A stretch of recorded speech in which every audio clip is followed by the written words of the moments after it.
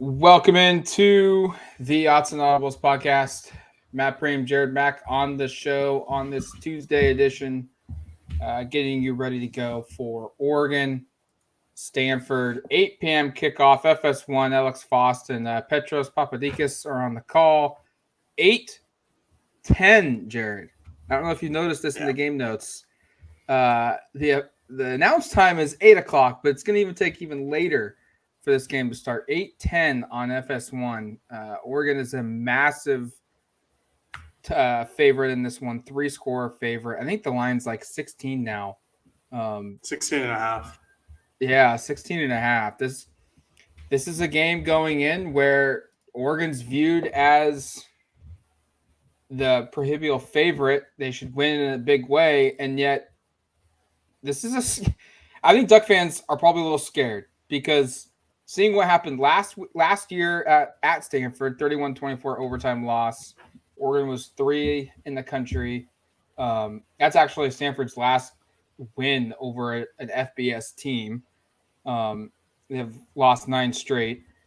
We've seen the 2018 game where Oregon had the game basically under wraps, and then they lost that one in overtime. If they could have just ran the ball out, they've been fine.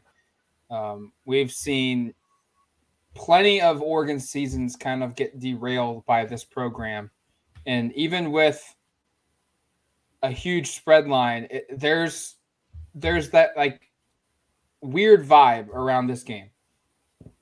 Oh yeah, it's just how these games have gone the last couple of years. I think Oregon has been the superior team at basically every single year, and they've found their way to lose, whether that be some costly penalties at the end of a game like last season, or some miscues in coaching or just execution in terms of plays like in 2018. Oregon has just kind of found a way to lose these games when they're very important to Oregon. Now, if both these schools were unranked and 2-2, I think Oregon probably would win this one by 60. But since they are ranked and they are on a little bit of a hot streak, and Stanford is not good this season, and the line is so high, it has all the recipes for a potential massive disaster.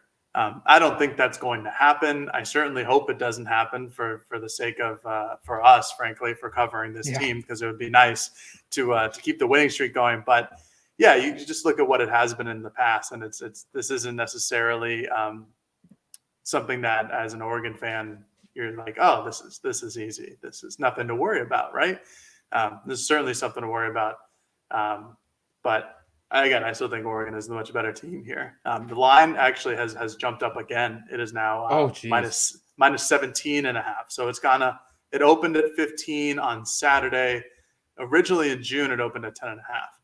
And now it's up to 17 and a half. Money over under 63 and a half.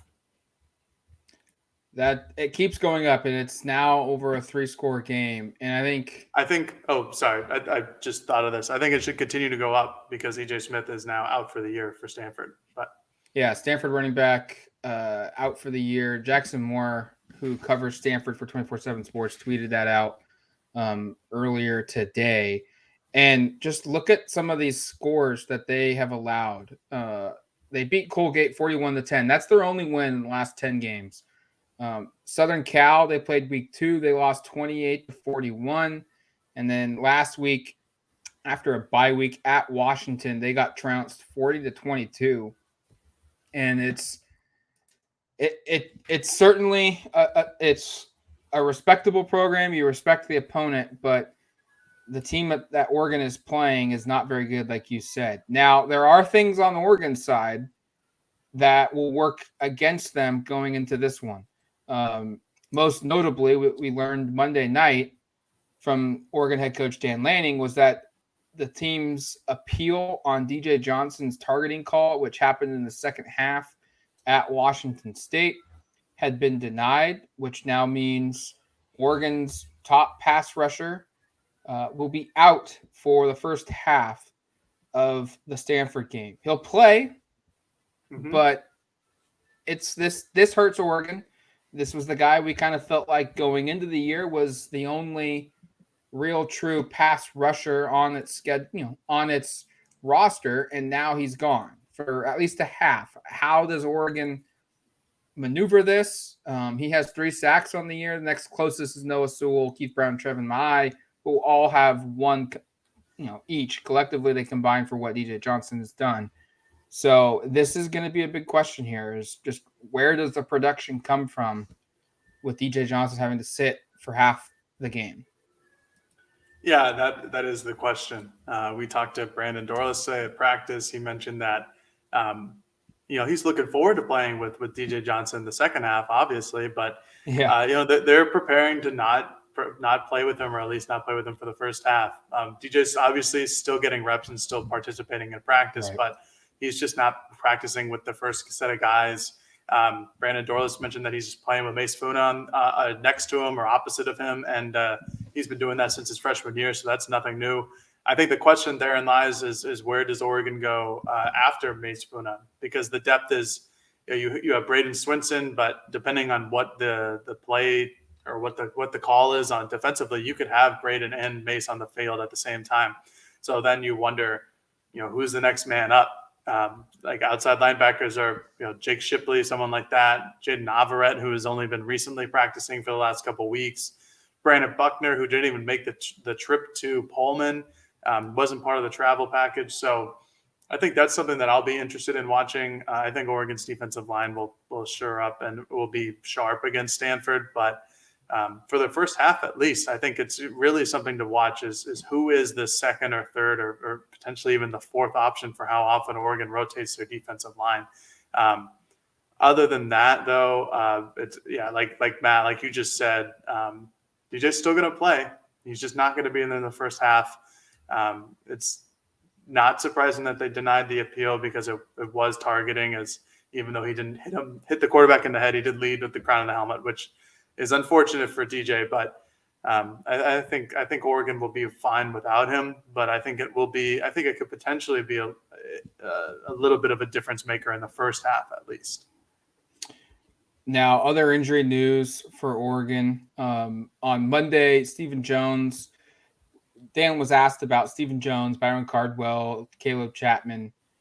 He quickly did not. He acknowledged he was not going to talk anything about Stephen Jones. And you were at practice on Tuesday. Nothing changes there, right? No changes. Obviously, Stephen Jones is not there. Byron Cardwell still looked to be limited. He warmed up off to the side as compared to in the traditional just columns of people. Justin Flo, who did play against Washington State. Excuse me, my brain's all scrambled. He did play against Washington State. He looked like a full participant today. Other guys, Ryan Walk, another full participant. Caleb Chapman took place in drills as well. We didn't get to see too many things, but that was about it in terms of the injury perspective.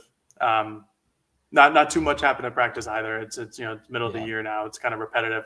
The one thing I'll make of note, which will only appeal to a very small segment of the listeners here, and especially our good friend Eric Scopel, who can't be here because he has a doctor's appointment. Ross James took the opening snaps as punter instead of Adam Berry, and that's the first time that has happened this year. Dan talked about it yesterday at his press conference, saying they'll do whatever it is to help the team and make them competitively better, which is, just a coach speak of saying, yeah, he punted, so what? He did take a punt in this last game against Washington State. This is the first punt other than Bo Nix and Adam Berry to have a punt this season. So I thought that was notable. But other than that, from an injury front, at least from Oregon's perspective, everything seems to be clear. Like we talked about on the Monday Mailbag podcast, Cardwell still looks limited, acts limited. And like Lanning said in his update, once he's 100% able to go, then he'll be able to go. But it doesn't look like he's 100% right now. So, but it's basically, there's definitely some adjustments here that Oregon's going to have to make. DJ being out, we'll see how that kind of shakes things out there. On the other side of the table here, Stanford, they are also dealing with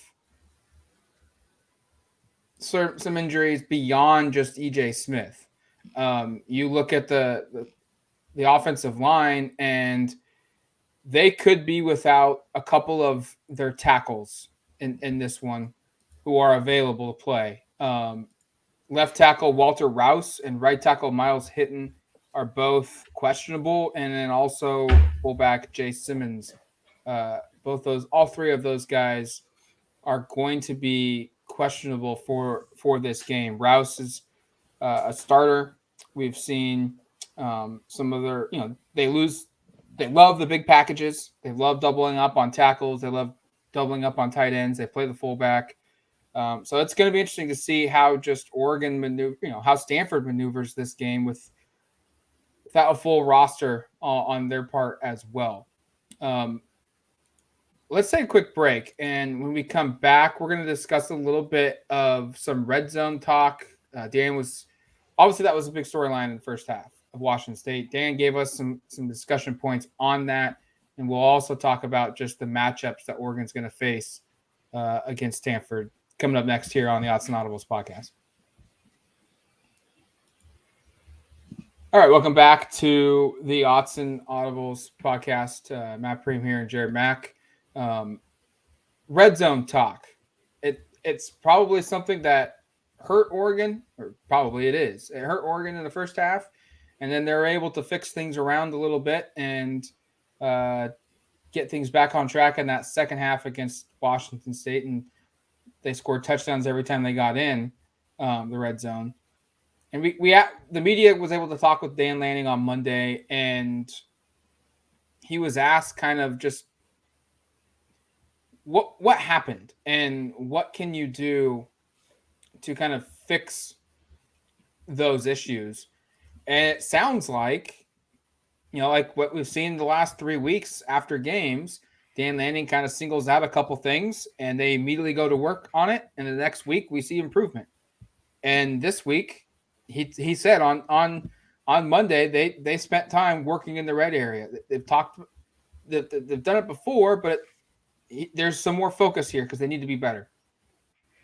Yeah, 100%. I mean, I'm not surprised that that's what Dan said. That's always what it is. That this team has shown a propensity to do something poorly one game and come back and to get better at it the next. That happened with perimeter tackling after Georgia, against Eastern Washington, especially against BYU. Not so much against Washington State. So these things are always a work in progress.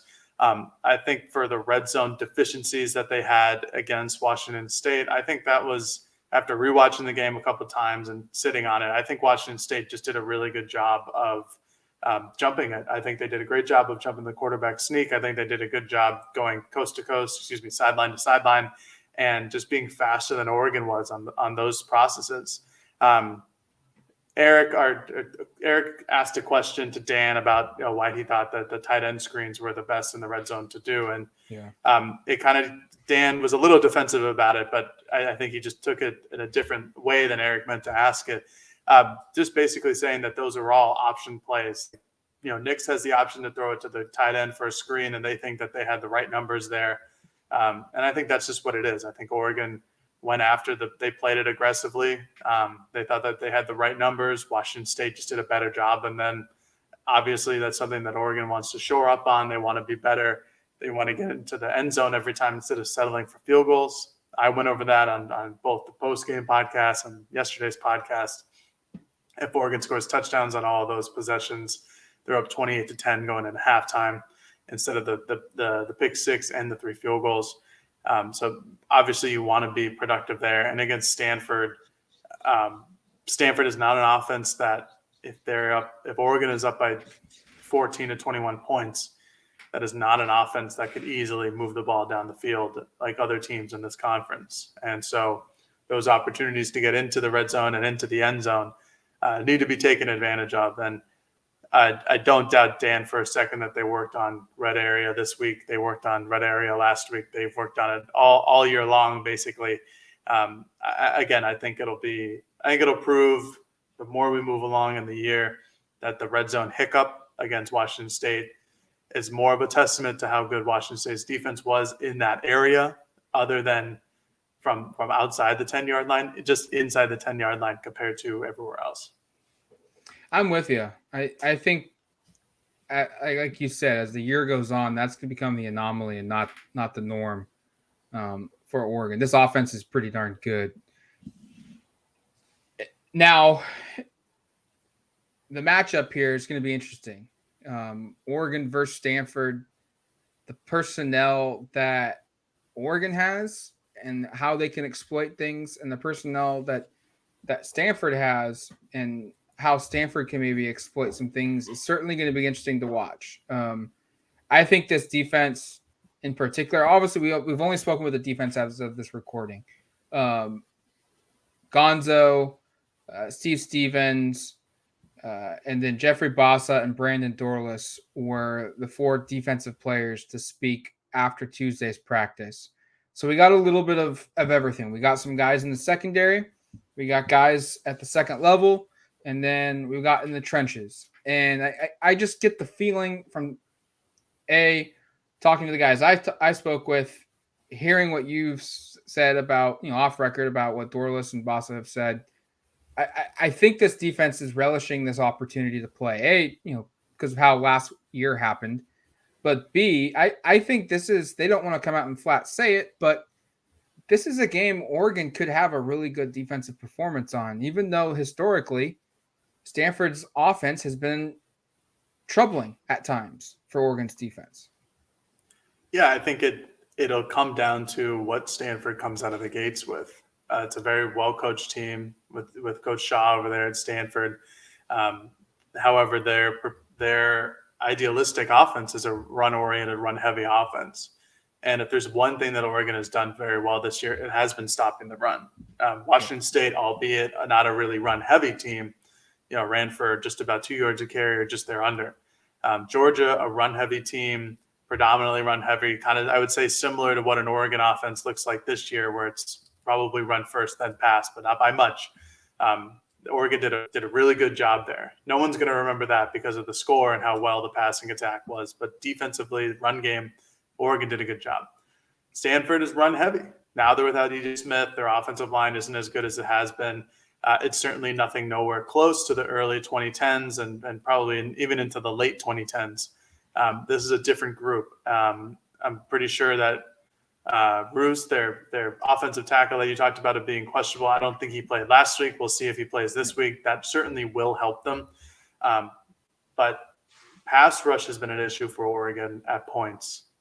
Defensive, the run blocking and run stuffing has not. I think the matchup in this ultimately comes down to, can Oregon's pass rush get to Tanner McKee? We talked about this a little bit on Monday, but Stanford has trees as wide receivers, just like they always have been, just like their tight ends too. That has always been an Achilles heel. It's the same. It's basically, it's the reason that Oregon lost the game in 2021, other than the pass interference calls and things of that nature too. But just a high point ball into the end zone against a guy who's 6'4", against a player who's 5'10" and the cornerback. That'll be a matchup where Oregon's defensive backs will literally need to stand tall and play tall. And Oregon's defensive line, without DJ Johnson for the first half, will need to get to Tanner McKee and the quarterback and make his life a little more interesting instead of just standing back there waiting and using his 6'5", 6'6" frame to peer over the defense and launch a ball deep. I think it's going to be an interesting matchup, to say the least. I think that if Oregon can get a pass rush and force Stanford into third down and longs or negate any type of big runs, I think they'll be sitting in the driver's seat pretty much for this game in terms of their defense. And remember, this Stanford team still has some talent at receiver. Yeah, absolutely. Wilson is tremendous. Big play threat, leads the conference in matchups or in yards per catch. I think it's like 22 yards per catch. Humphreys is good, and he's 6'5". And I'm pretty sure he's the one that caught the touchdown at the end of the game last year against Oregon. When he went up over, I think it was DJ James that he was up against. And then there's Elijah Higgins. I mean, remember the talk with Elijah Higgins last year? I think he was one of your guys that you just loved watching play. Yeah, no, I love him as a wide receiver. Another big guy, He though. I is, think he's 6'3". yeah, and he's like 235 pounds. Yeah. He's not off to the start he had last year. Last year he had 45 catches, 500 yards, and 4 touchdowns. But you look at the games leading up to the Oregon game, he was going off, and then he missed a couple games due to injury. But they've got the dudes out wide at receiver to cause some problems. And then, like you said, Oregon, they've shown this year that they can stop the run. Teams have, like you went through the numbers, teams cannot run well on Oregon. This is probably a game, especially if Rouse can't play. EJ Smith now is out. This feels like if Stanford's going to be in this one, they're going to go wide, and they're going to see if they can get guys in space. That's what Steve Stevens talked about after practice on Tuesday, was whether they're running the football or whether they're trying to throw on Oregon. He said they have to be able to tackle in space. And that feels like if Oregon's secondary comes to play and can match up well, this could get out of hand. But if they can't, Stanford's got the guys out wide to make this game really interesting and probably pretty nerve-wracking for Oregon's fan base. Yeah, and they have the quarterback to do it as well. Yeah. Tanner McKee is, I know he doesn't put up great numbers and is a little bit older than your average quarterback in his third or fourth season, but he's good. He's a capable quarterback. He's a good Pac-12 quarterback.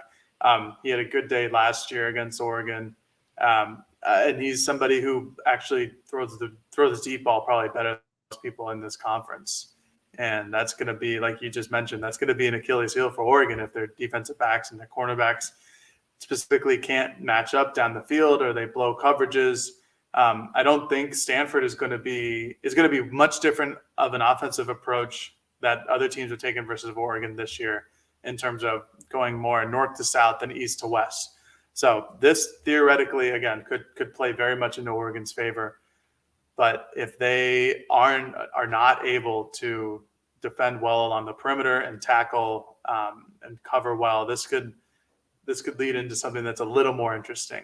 And every year, Stanford, for the last couple of years, has coached really well against Oregon. They've schemed Oregon really well on both offense and defense.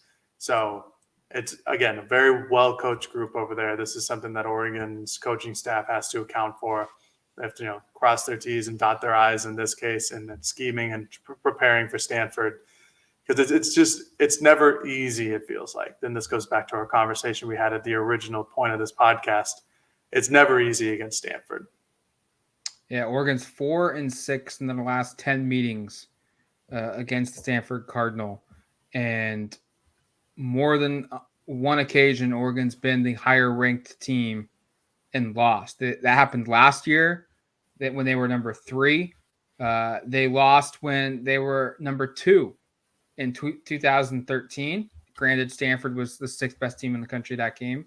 And then the year before that as well, in Eugene, in 2012, Oregon was the number 1 team in the country. And they lost that football game to a 14th ranked Stanford team, 17-14 in overtime. This Stanford team has been really a big thorn in Oregon's side the last 10 years or more. And I think we brought it up on the Washington State podcast, or maybe it was just us talking about it, but off record. But it's not common for Oregon to beat both Washington State and Stanford in the same year. Yeah. And it's only happened, I think, 3 times in the last 10 or so seasons where they've beaten both teams. And so if this game goes as it should be, I understand that Oregon is a 17.5-point favorite, but this should be, I don't know what I want to say if it's a celebrated, but like this is a big moment for this program. I feel like we talked about the BYU game being a show me game.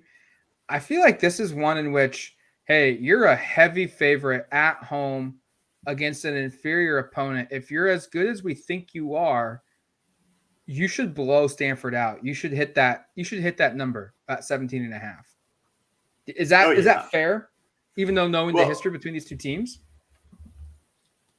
I think it's fair. I think this is also, I understand your point where it's like you would kind of kind of praise Lanning and staff for like beating Stanford in this situation, even though they are the much better team.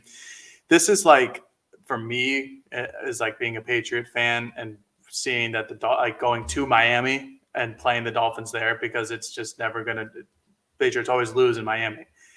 This is just one of those games where nobody outside of the Pac-12 probably realizes how often Stanford, swipes the legs out from Oregon and their potentially good, if not great season that they have ahead of them in some random week 5 or week 6 matchup. In the early 2010s, these were really great games with 2 top 10 teams, 2 top 25 teams. In recent memory, other than 2018, it's been a ranked Oregon team against an unranked Stanford team who's not the best, not a real competitor in the Pac-12, who just come in and beat them. And yeah, I think if things go right for Oregon, they should cover that 17.5-point spread. I think they're far superior of a team. I think they're just much more talented, et cetera, et cetera. But it's Stanford. It's weird that we're talking like this is Georgia part 2 coming up. Yeah, but it's just how it is. And I was going to ask you what was the most gut wrenching Stanford loss that you remember? Not to get too negative, but I thought it was a fun little exercise to see how negative we could get. I think probably 2012 is the one that first hits me when I think of gut-wrenching losses, because Oregon was number 1 in the country, and if DeAnthony Thomas just simply made a block in that game, Oregon probably wins without it going to overtime. But one that really does it for me is, I'm going to pull it up so I can get the box score correctly. 2001, Oregon against Stanford in Eugene. That game was played in October, and they lost 49-42. And at half, or it was obviously a high scoring game, but Oregon led by 7 after the first quarter, led by 7 after halftime, led by 21. Woof. Or no, 14 after the third quarter. And it was 42-28 after the third quarter. And Stanford blocked like multiple punts, I think, in the fourth quarter.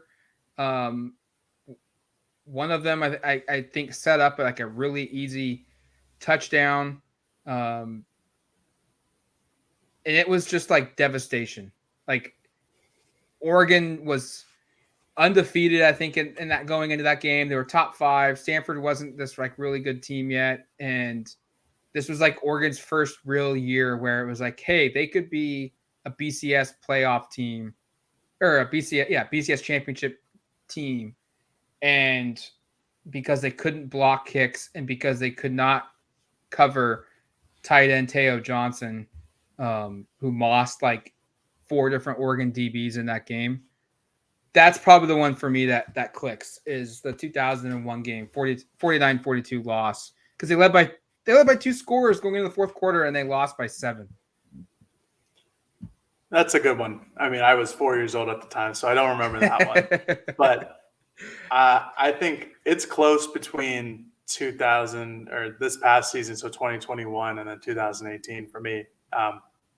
This past season, 2021. Yeah, last year was. That was just staggering. I couldn't even understand what was going on, especially in the final Stanford drive that forced overtime.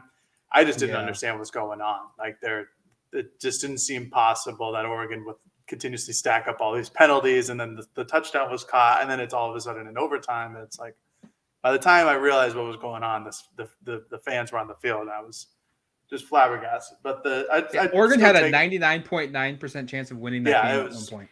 It must have been like what Washington State fans felt like this past weekend. But I got to go with 2018, because that was when I was a student at Oregon and was a fan. And that was a tough one, because it's one thing when it's when you lose like a tough game like that. It's another thing when you're ahead for most of the game. It's an exciting one. It's kind of back and forth, and then your team takes the lead, and oh look, they can go up by I think it was probably 2 scores, maybe even 3 scores when they're down at the goal line, and then Jake Hansen sends one 30 feet over Herbert's head, and that's when things started to hit the fan. That was a tough one because not only was that a Saturday and at college, it was also a Saturday night game. And game day was there. Yeah, and game day. So you're up all day like I was. And then you and 25,000 of your closest student friends are all somberly walking over the bridge back to wherever you live, on campus or off campus. That was a tough one. You just get home, you sit on the couch, and you just feel depleted. You're just, this is it. This is all I need. We can't end this on a negative note, so let's flip the script. I'm going to flip it now. Just the thrilling wins that we've seen in this series, because there are some out there, believe it or not. Few. Yeah. I'll go first, and I think it comes to mind. This was the first game. I think there's some sentimental value here for me. This is the first game that I did where this was my job full time. We started this site in 2009, and I worked a full-time job on the radio side that had the home. It was the home of the Ducks, KUGN. I worked in that cluster of radio stations from 2009 all the way to 2015, and I quit in November of 2015. And the first game I covered, with this job being my sole job, was Stanford, Oregon. Stanford was 7th in the country. It was Vernon Adams running the show, and it literally came down to the last play of the game. Stanford scored a touchdown. I think there was maybe like 1 or 2 seconds left, and they had to go for 2. And the quarterback, I can't remember who it was for Stanford, but had a wide open receiver, threw it into the end zone to complete the 2-point conversion. But just at the nick of time, Joe Walker, just kind of diving, tips the ball, doesn't get caught, ball hits the ground, 2-point conversion fails, Oregon wins. And that was a game in which it was back and forth. Oregon wasn't supposed to win, and it kind of propelled them before some things went awry again, for Oregon to be maybe back into the discussion to win the league again. And it was just an awesome game, loaded talent. Vernon Adams played really good. That to me is the one that really sticks out on instance, is just how exciting and back and forth that game was. Yeah, that was I think that was going to be mine, but I'm going to switch it now because you just went through that. This is a sentimental one. This was 2019. I had just started not just started, but I was an intern with you guys at the time. And it was my first football game, second football game, third football game? Might have been third football game as a reporter, but it was the first time I traveled. We went down to Stanford, and they ended up winning 21-6. And it wasn't a pretty win. There were some nice plays. I don't know what that is. Jalen Redd caught a really nice touchdown pass. Jacob Breland had some good moments as well. But it was fun. It was a sentimental one, travel and all that good stuff. But yeah, originally I was going to go with the 2015 one because that one just seemed like, this is Stanford's going to run Oregon over type of deal. Crazy. I felt like the shoe was on the other foot in that instance, but the unranked Oregon beats the top ranked Stanford. All right, that's going to do it for us for today's show. We'll be back later this week with Jackson Moore of 24/7 Sports. He'll be on to preview the Stanford side of things, and then we'll also have our game prediction pick show as well on the show, and Eric will be with us for those as well. So until the next podcast, you've been listening to the Autzen Audibles Podcast. Peace.